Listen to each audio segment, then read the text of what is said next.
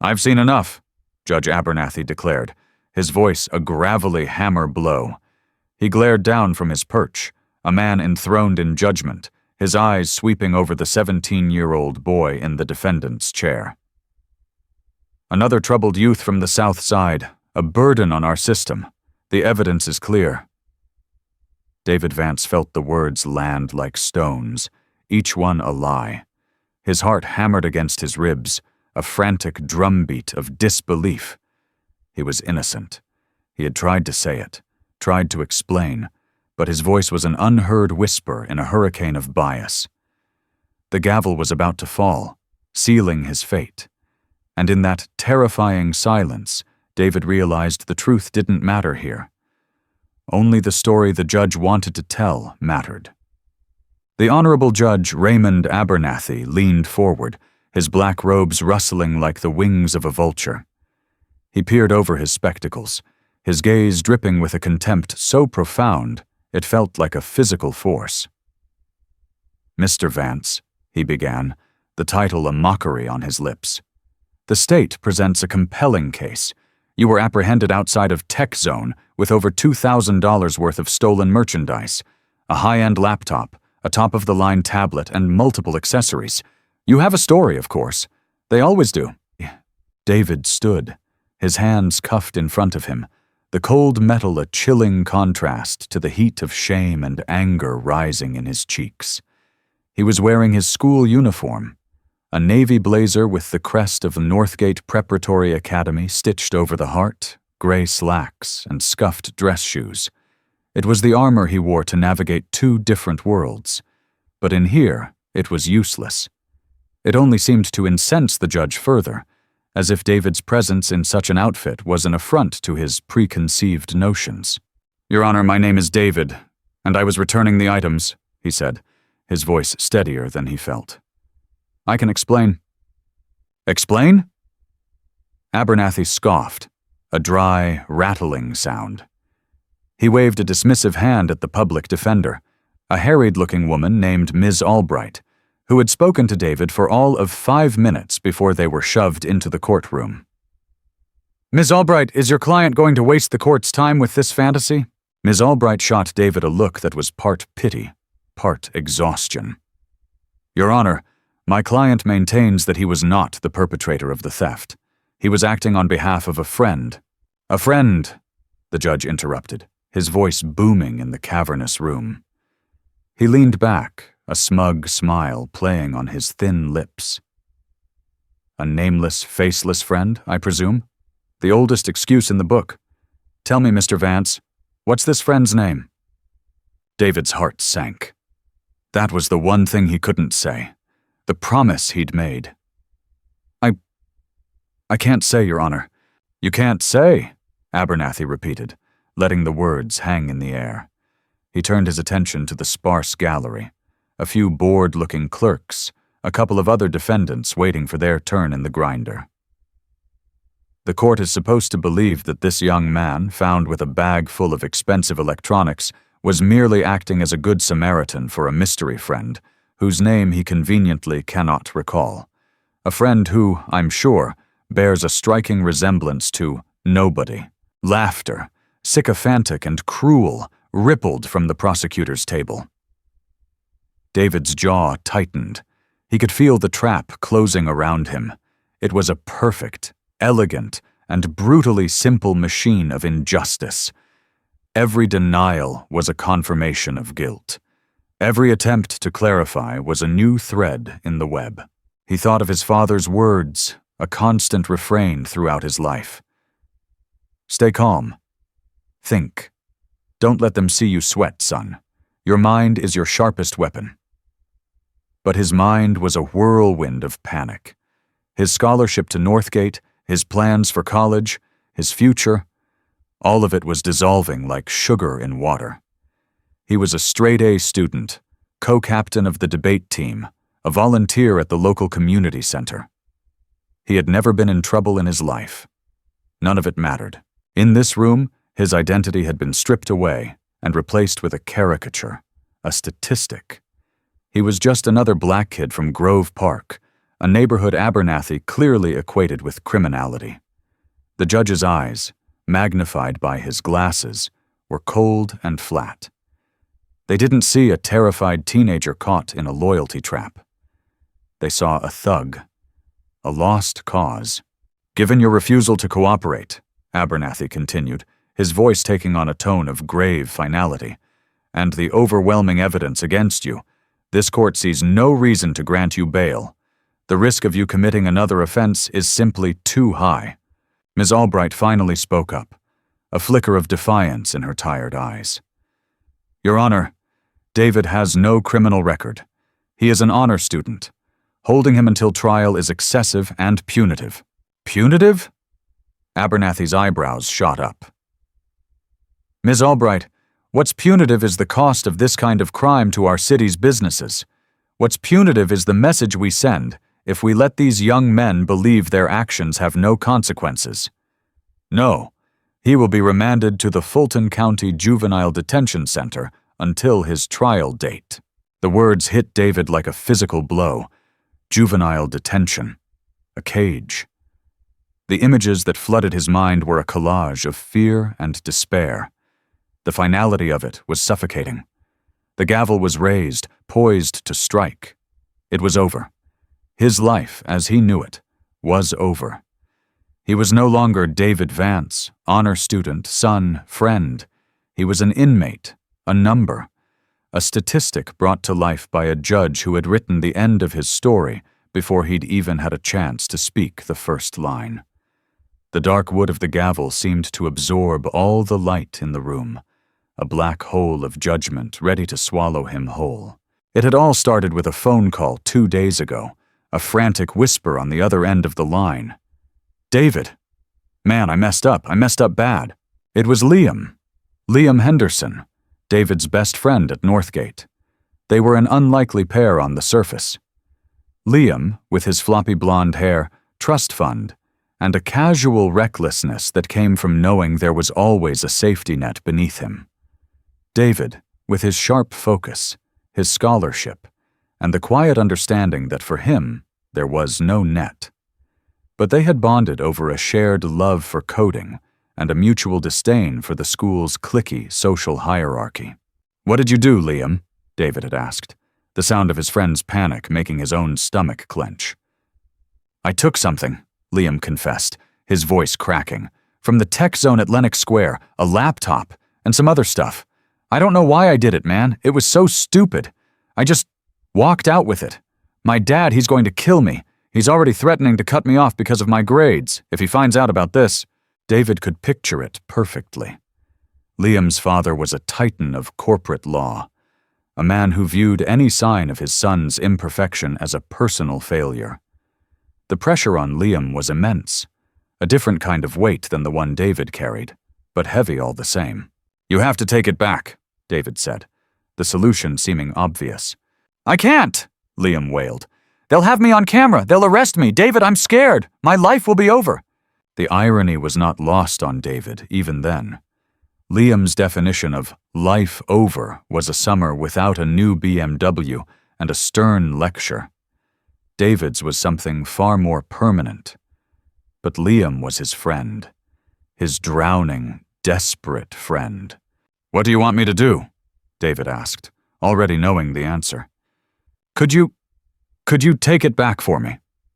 Liam's voice was small, laced with a shame that was almost convincing. "You could just say you found it, or say your friend left it at your house by mistake. They wouldn't suspect you. You're the good one." He didn't say it, but David heard it. It was the role he'd been cast in at Northgate. David Vance, the exception. The kid from the rough neighborhood who, through sheer force of will and intellect, had transcended his origins. It was a heavy crown to wear, and he hated it. But he also understood its power. Against his better judgment, against every instinct screaming at him to stay away, he agreed. Loyalty, his mother had always told him, was the bedrock of character. Sometimes it meant carrying a burden that wasn't yours. He drove his 10-year-old Civic to Liam's sprawling Tudor-style house in Buckhead. Liam met him in the driveway, shoving a heavy backpack into his hands, his eyes darting around nervously. He couldn't even look David in the face. "Thanks, man. I owe you. I owe you my life," Liam had mumbled before retreating back into the safety of his mansion. The next day, David walked into the tech zone. The bag felt like it weighed 100 pounds. He approached the customer service desk, his speech rehearsed. "Excuse me, I think my friend may have accidentally walked out with this yesterday. He just realized it when he got home. I wanted to return it for him." The clerk, a young woman with pink hair and a bored expression, looked at the bag, then at him. Her eyes narrowed. She didn't see an honor student in a school blazer. She saw a black teenager with a backpack full of their most expensive merchandise. Her hand discreetly moved beneath the counter, pressing a button. "One moment," she said, her voice suddenly flat and cold. Before David could process what was happening, a burly security guard was at his side. "Sir, I need you to come with me. There's a misunderstanding," David started to say, but the guard's grip on his arm was like iron. They didn't take him to an office. They took him straight to the back exit, where 2 Atlanta Police Department officers were already waiting, as if they'd been summoned for this exact purpose. The questions were immediate, accusatory. "Where did you get this, son?" "My friend gave it to me to return." "What's your friend's name?" "The Promise, the God-forsaken Promise." "I can't say." It was all they needed to hear. The click of the handcuffs was the loudest sound he had ever heard. The ride in the back of the police car was a blur of flashing lights and distorted reflections in the plexiglass divider. He saw the city he knew, the familiar streets, the bustling sidewalks, but it looked alien, as if he were seeing it from behind the glass of a zoo enclosure. He was the exhibit. At the precinct, they put him in a sterile gray room. He kept trying to explain, but his words were met with cynical smiles and knowing glances.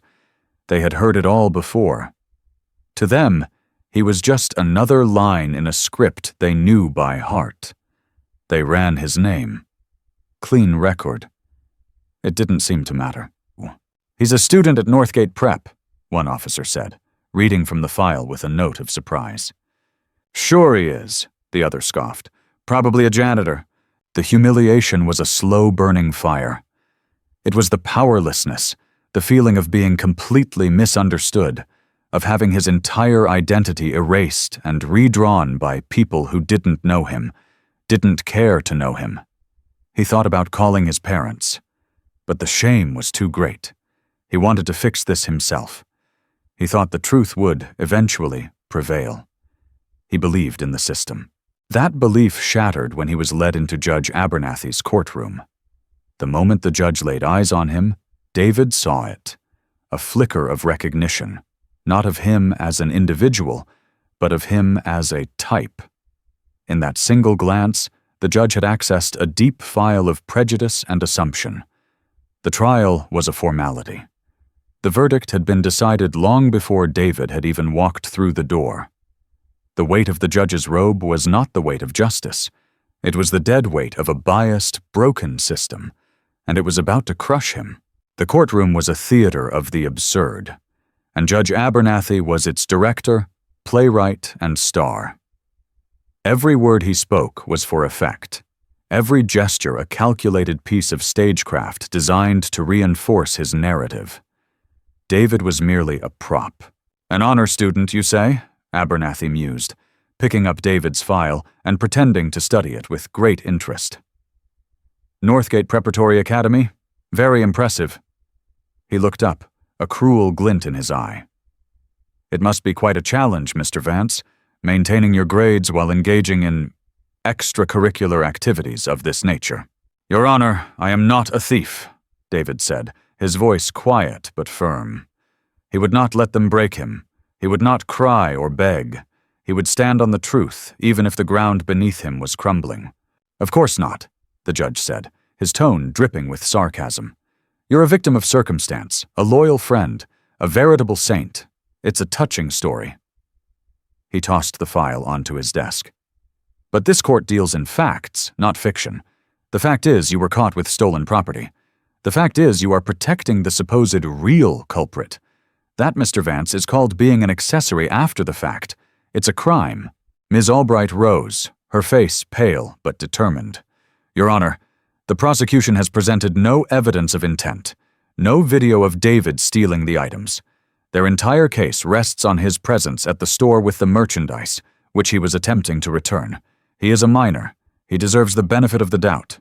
The benefit of the doubt is a luxury this court cannot afford to extend in cases like this," Abernathy countered, his voice rising in volume. He was speaking to the gallery now, to the city, to the evening news. "We are drowning in a sea of juvenile crime. Every day, I see boys just like him stand where he is standing. They come from neighborhoods where the law is a suggestion, not a command. They are raised in a culture that glorifies this kind of behavior. And we in this courtroom are supposed to what? Pat them on the head and send them on their way?" It was a masterful performance. He was weaving David's specific situation into a grand, terrifying tapestry of urban decay and moral rot. David wasn't just David anymore. He was a symbol of everything Abernathy, and people like him, feared and despised. He was the creeping threat from the bad neighborhoods, the reason people locked their doors at night. David's mind raced. He thought of his neighborhood, Grove Park.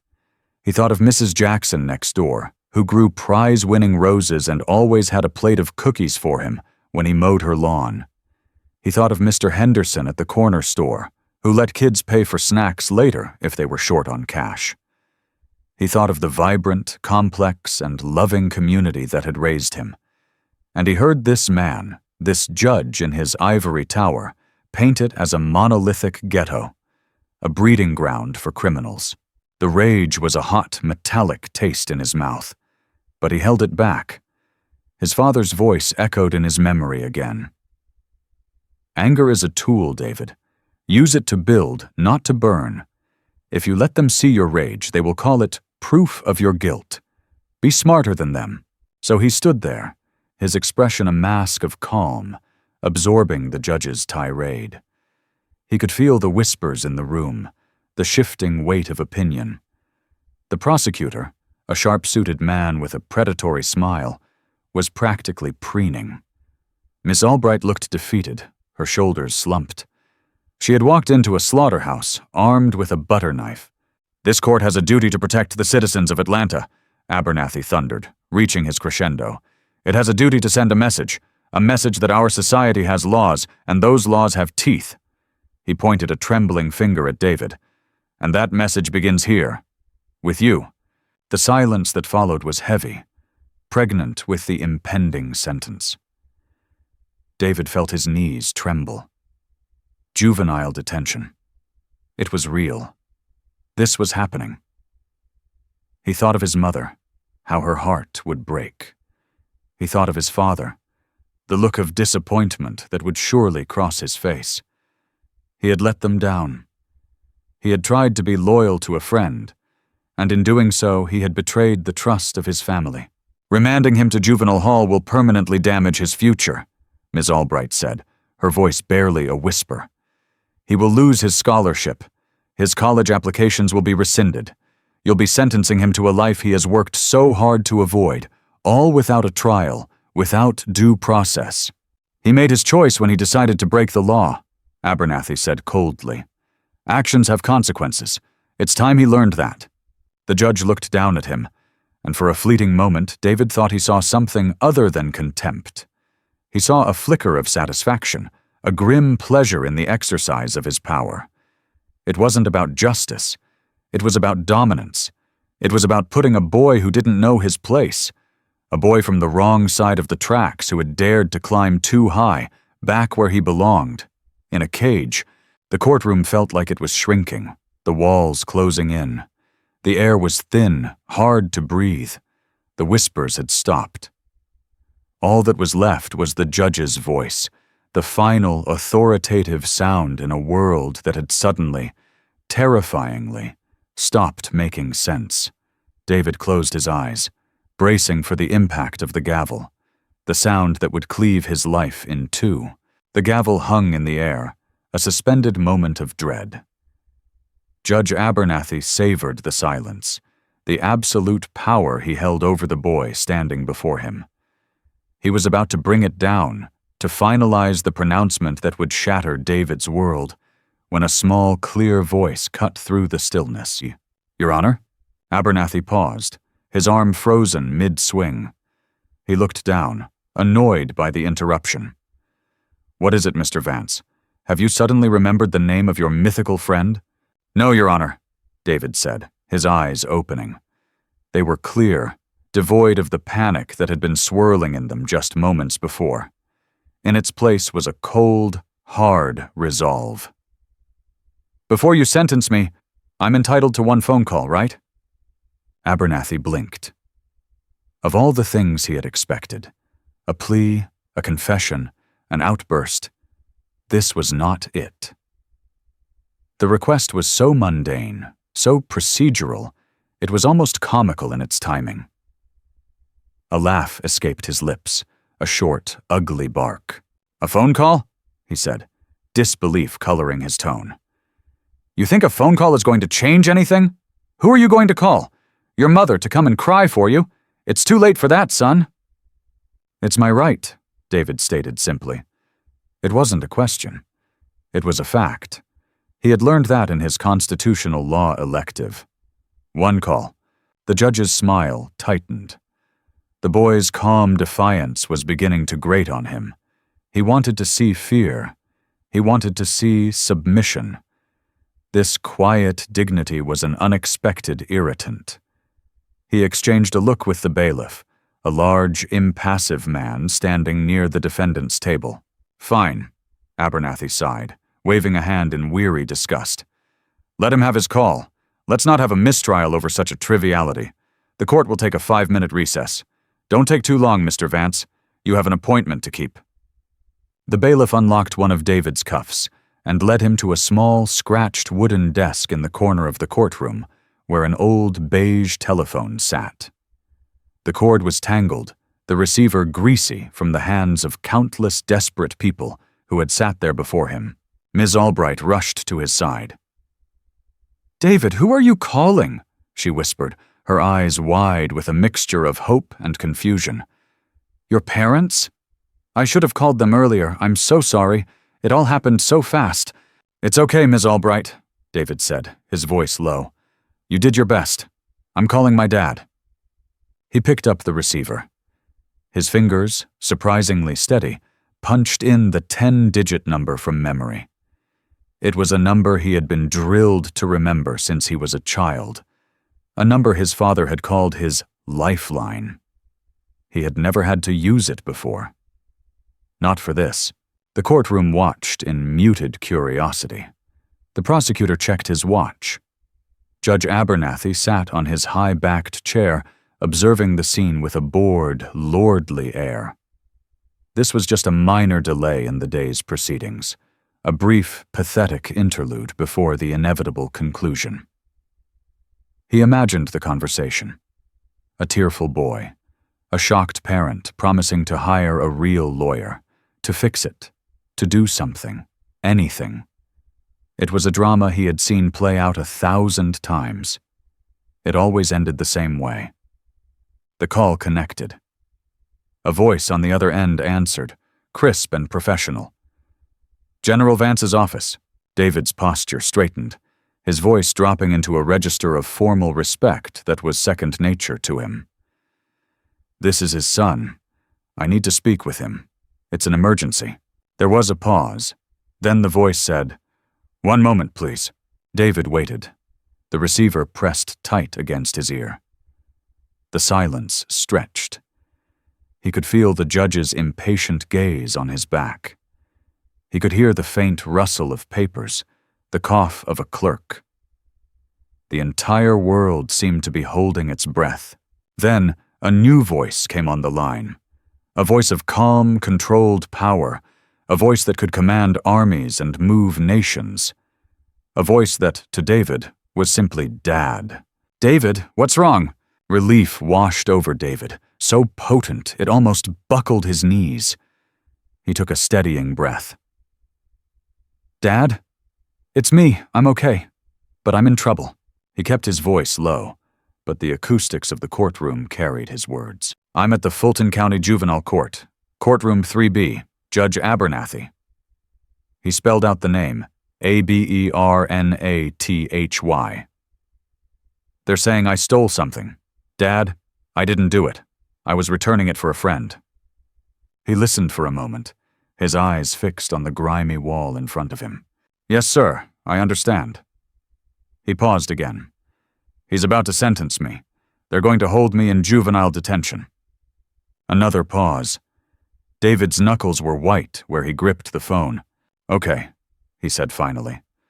His voice was laced with a newfound confidence. A weight had been lifted. He was no longer alone.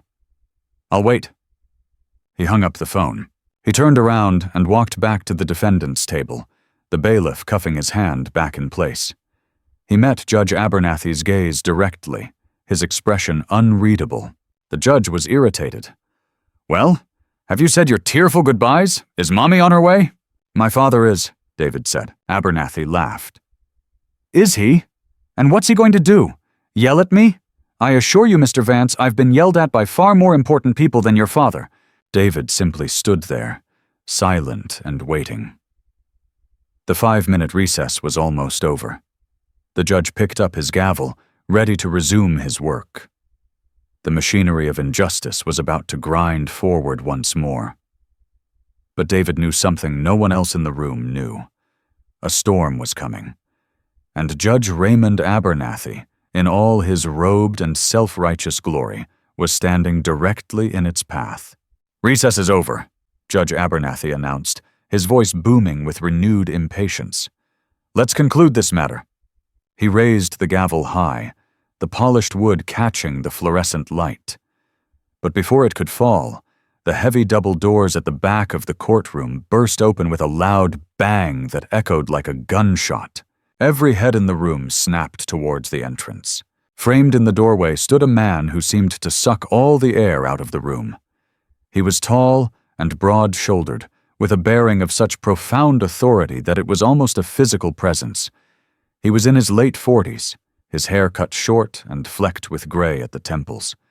His face was a mask of controlled fury, his jaw set, his dark eyes sweeping across the courtroom with an intensity that missed nothing. He was wearing the dress uniform of a 4-star general of the United States Army. The deep blue fabric was adorned with a dazzling array of ribbons and medals, a testament to a life of service and command. On his shoulders, 4 silver stars glittered under the harsh lights, each one a symbol of immense power and responsibility. Flanking him were 2 younger officers, a captain and a major, both in immaculate uniforms, their expressions grim and professional. They moved with a synchronized precision that spoke of years of discipline. This was not just a father. This was a force of nature. The courtroom was plunged into a stunned, absolute silence. The prosecutor's jaw hung open. Ms. Albright stared, her eyes wide with disbelief. The bailiff, who had been slouching against the wall, instinctively straightened his posture as if a drill sergeant had just entered the room. Judge Abernathy froze, the gavel still held aloft. His face, which had been a mask of smug superiority, began to crumble.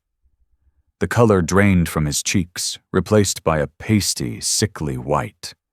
His eyes widened behind his glasses, a flicker of confusion warring with a dawning, stomach-churning horror. He knew that uniform. He knew what those 4 stars meant. General Marcus Vance strode down the central aisle, his polished black shoes making no sound on the worn linoleum floor. His gaze was locked on Judge Abernathy, a laser beam of cold, righteous anger. He didn't shout. He didn't need to. His presence was a shout, a roar, a declaration of war. He came to a stop at the barrier separating the gallery from the court. He didn't cross it. He simply stood there, his hands clasped behind his back, a paragon of military discipline. But his eyes were on his son. He gave David a single, almost imperceptible nod. It was a message, I am here. It's over. I am here." For the first time that day, David allowed himself to breathe. The general then turned his full attention back to the judge. His voice, when he finally spoke, was not loud, but it cut through the silence like a surgeon's scalpel. It was a voice accustomed to being obeyed without question. "Judge Abernathy," he said, the name pronounced with a precise, chilling clarity. "I am General Marcus Vance. That boy," he pointed a single, steady finger at David, "is my son." Abernathy swallowed hard, his Adam's apple bobbing in his throat. He slowly lowered the gavel to his desk, the thud shockingly loud in the quiet room. "General," he stammered, his voice a pathetic squeak, a shadow of its earlier booming arrogance. This is a surprise. I was not aware." "You were not aware," General Vance repeated, his voice dangerously soft. "No, you weren't. You were not aware that he is an honor student at Northgate Preparatory Academy. You were not aware that he has a full academic scholarship to Duke University waiting for him. You were not aware that he has never been in a moment's trouble in his entire life. You were not aware of any of that, were you, Judge?" The general took a step forward, his hand resting on the wooden barrier. "Because you didn't ask. You didn't investigate. You didn't look at the boy standing in front of you. You looked at a stereotype. You saw a caricature that lives in your head, and you passed judgment on that, not on my son." The air in the courtroom crackled with tension. This was no longer a legal proceeding. It was a reckoning. The established order of the room had been completely inverted.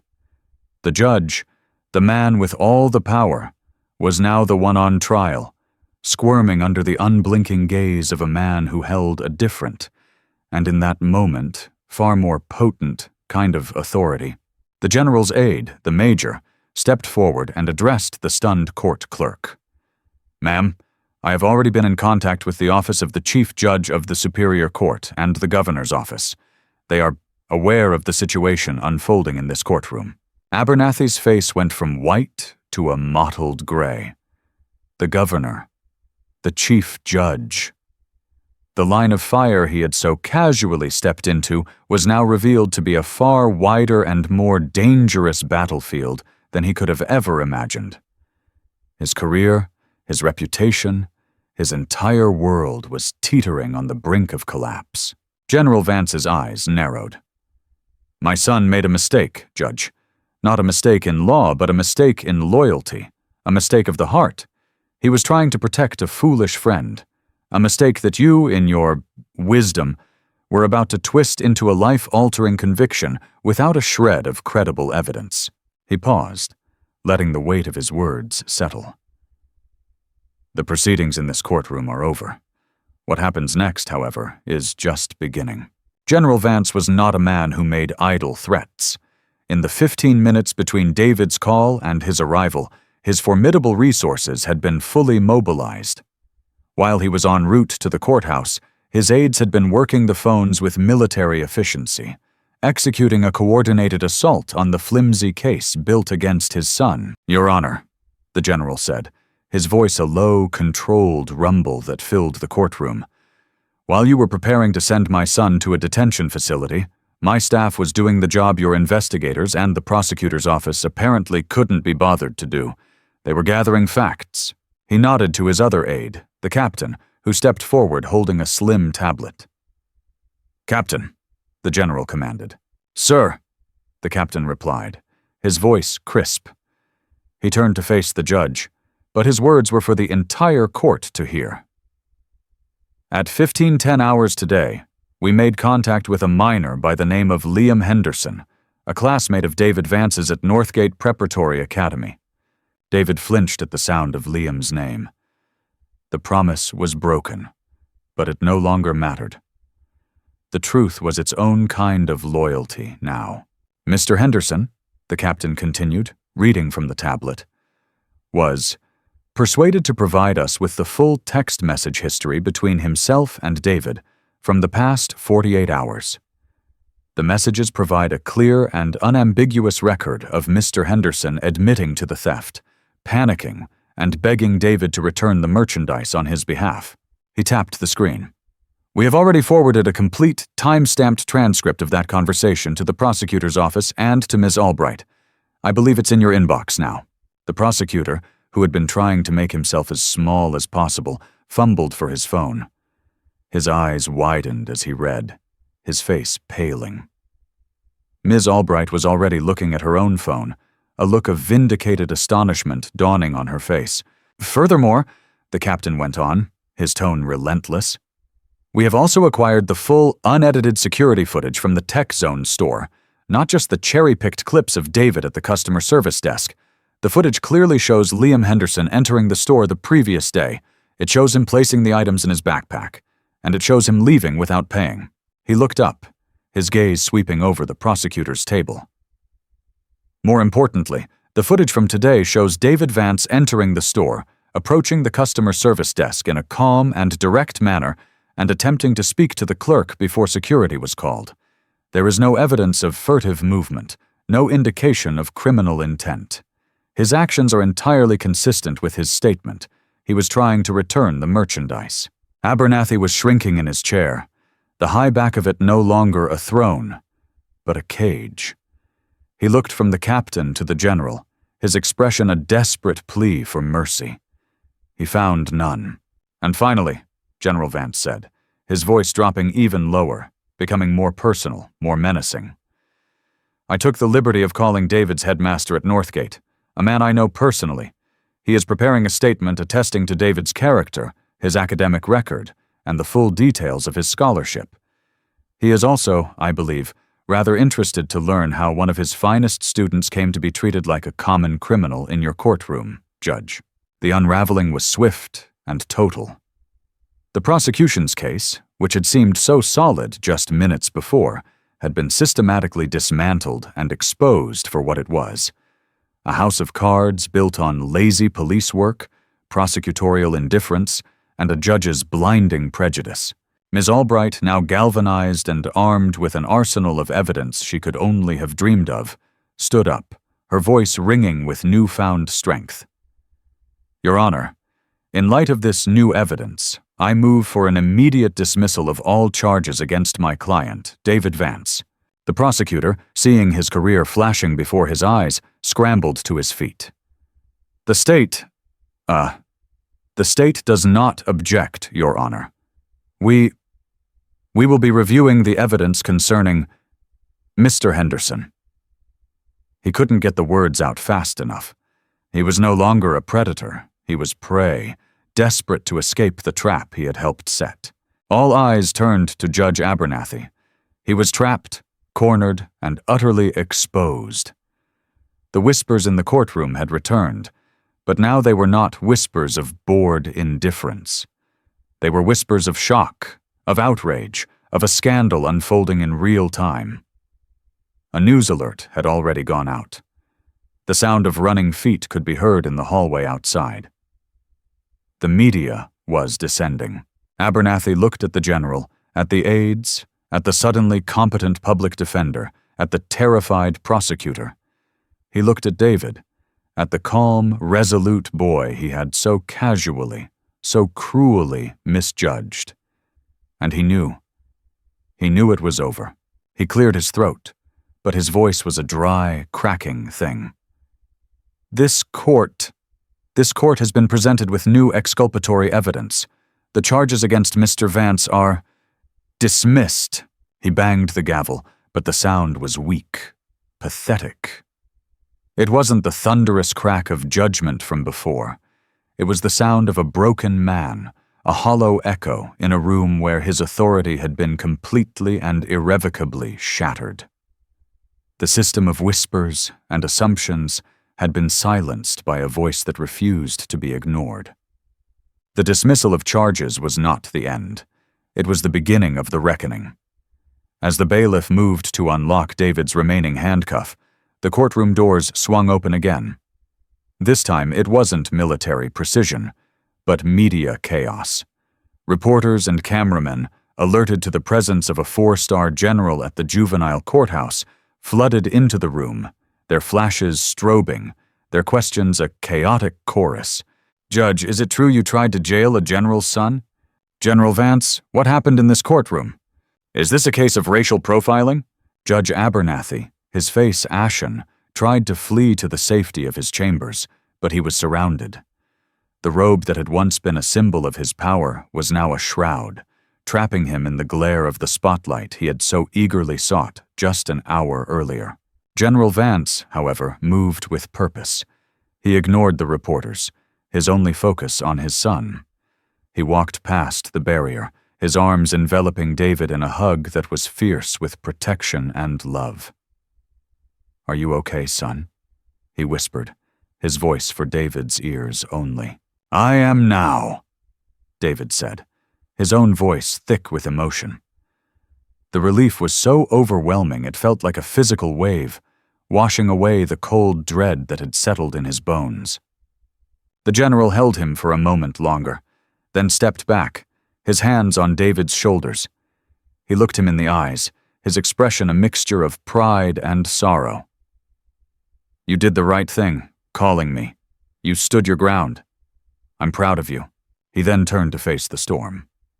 With a single raised hand, he brought a semblance of order to the media frenzy.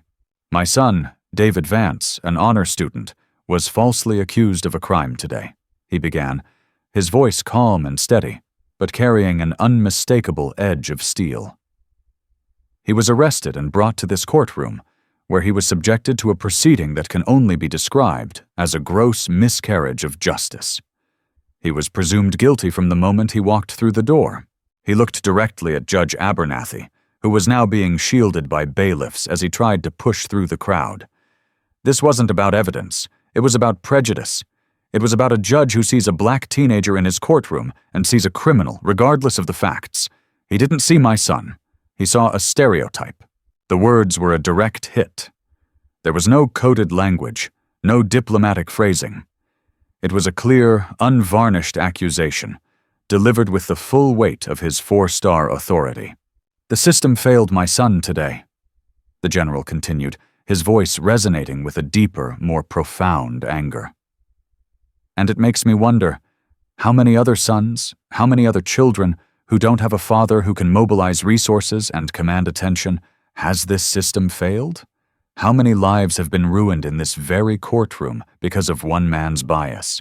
It was a question that hung in the air, a powerful indictment of not just one judge, but an entire institution. The consequences for Abernathy were immediate and catastrophic. The chief judge of the Superior Court, facing a public relations nightmare and pressure from the governor's office, issued a statement within the hour announcing that Judge Abernathy was being immediately suspended, pending a full investigation by the state's Judicial Qualifications Commission. His career was, for all intents and purposes, over. He would never sit on a bench again. The reckoning for Liam Henderson was quieter, but no less significant. Faced with irrefutable evidence and the looming threat of prosecution, he and his family had no choice. Liam gave a full confession to the police that evening, accompanied by his high-priced lawyer.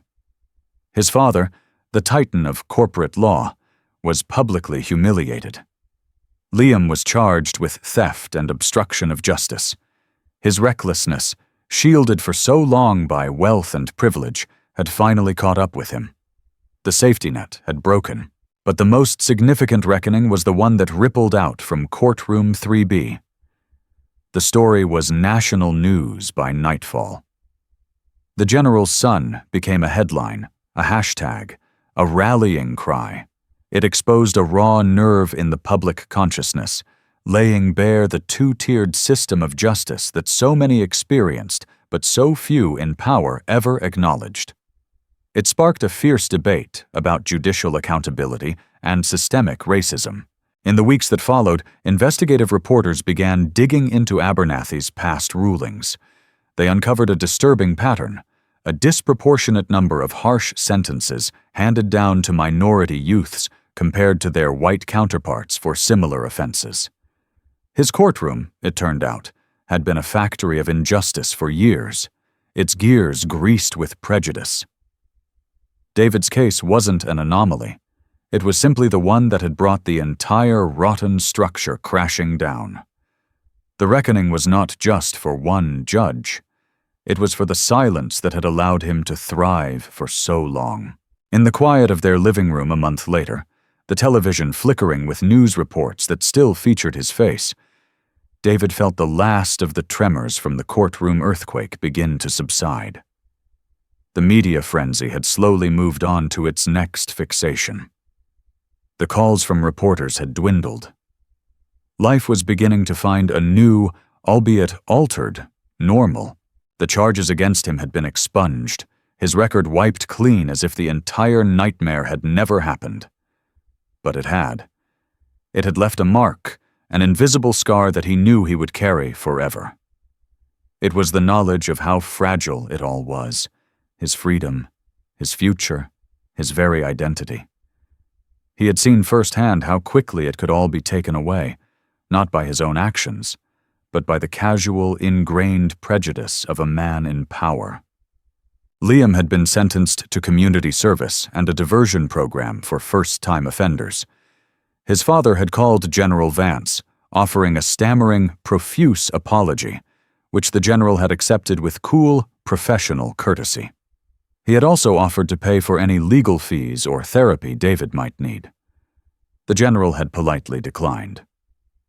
Justice, he had told the man, was not something that could be bought or paid for. David and Liam hadn't spoken since the incident. The chasm that had opened between their two worlds was too wide to bridge. Their friendship had been another casualty of the affair. The most lasting change, however, was institutional. Spurred by the public outcry from David's case, the Georgia state legislature convened a special committee on judicial oversight. New legislation was passed, mandating implicit bias training for all judges and creating a more robust and transparent system for reviewing judicial misconduct. The Abernathy Bill, as it was unofficially called, became a model for other states. The ripples from that one afternoon in courtroom 3B were creating waves of change across the country. "They want you to speak," his father said, breaking the silence. He was sitting in his favorite armchair, a book open on his lap, though he hadn't turned a page in an hour. "Who does?" David asked, turning away from the television. "The legislative committee? A few civil rights organizations. They think your story could be a powerful tool." David considered it.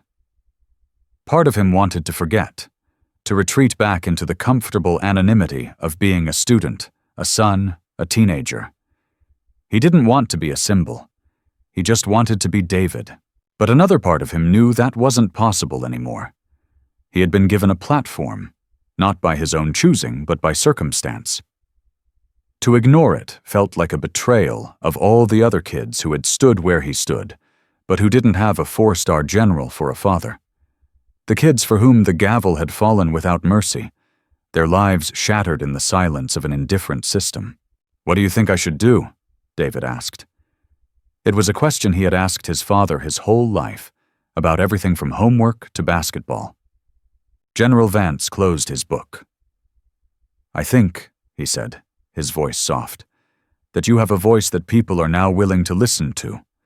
What you choose to say with it is up to you. Your mother and I will support you no matter what." He smiled, a rare, warm expression that reached his eyes.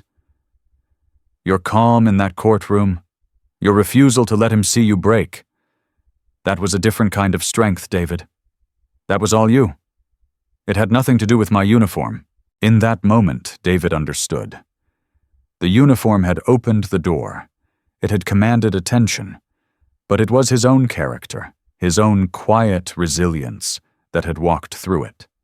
The judge had tried to strip him of his identity, to reduce him to a single, ugly word, thug. But he had failed.